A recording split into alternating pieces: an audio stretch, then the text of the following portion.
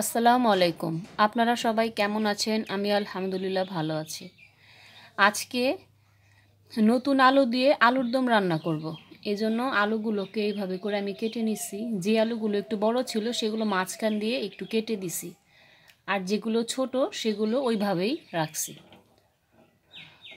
তো আজকে নতুন আলু দিয়ে আমি আলুর দমটা যেভাবে রান্না করি সেটা আপনাদের সাথে একটু শেয়ার করব।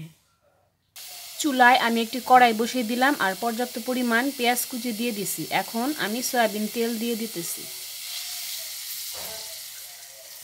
পেঁয়াজগুলো আমি একটু বাদামি কালার করে ভেজে নিতেছি। পরিমাণ মতো লবণ দিয়ে দিলাম। এমন অনেকে আছেন যারা আমার চ্যানেলে রান্নার ভিডিওগুলো প্রতিদিন দেখেন কিন্তু এখনও আমার চ্যানেলটি সাবস্ক্রাইব করেননি। প্লিজ আমার চ্যানেলটি সাবস্ক্রাইব করে আমার পাশে থাকবেন।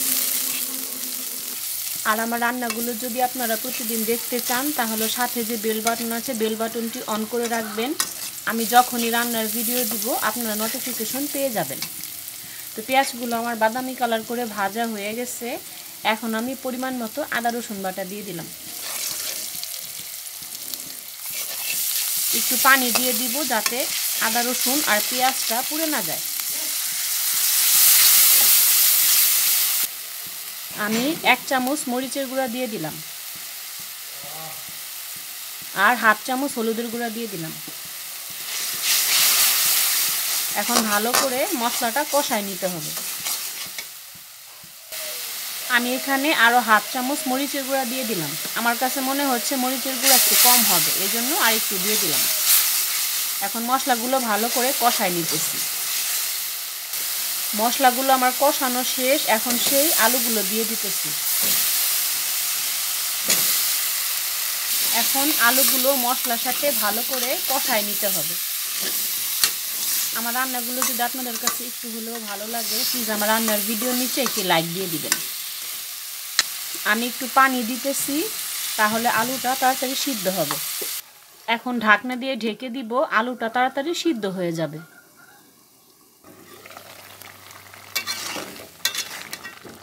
ঢাকনাটা সরিয়ে আমি আলুগুলো একবার নাড়াচাড়া দিয়ে দিতেছি।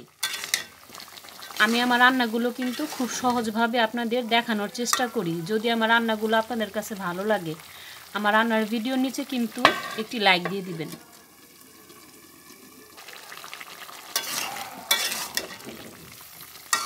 এইরকম শীতে কিন্তু নতুন আলু দিয়ে আলুর দম খেতে কিন্তু অনেক ভালো লাগে। আপনারা রুটি, পরোটা, গরম ভাতের সাথেও এটা খেতে পারবেন, অনেক ভালো লাগবে। আলুটা আমার একদম কষানো হয়ে গেছে। এখন আমি পরিমাণ মতো পানি দিয়ে দিব। আমি পরিমাণ মতো পানি দিয়ে দিলাম। এখন আমার আলুর দমটা বলক আসা পর্যন্ত আমি অপেক্ষা করব। আলুর দমটা আমার বলক চলে এসেছে, দেখেন। শীতকাল আসলে নতুন আলু দিয়ে এই আলুর দমটা আমার ঘরে অনেকবার রান্না করতে হয়। আমার বাচ্চারা এই আলুর দমটা অনেক পছন্দ করে। আমি এটা বেশি শুকাবো না, এরকম ঝোল ঝোল রাখবো। আলুর দমটা আমার হয়ে গেছে, আমি আর শুকাবো না, এরকম ঝোল ঝোল আলুর দম আমি আজকে রান্না করলাম। এখানে বেশ কিছুটা ধনিয়া পাতা কুচি করে নিছি, এই ধনিয়া পাতাগুলো আমি দিয়ে দিতেছি।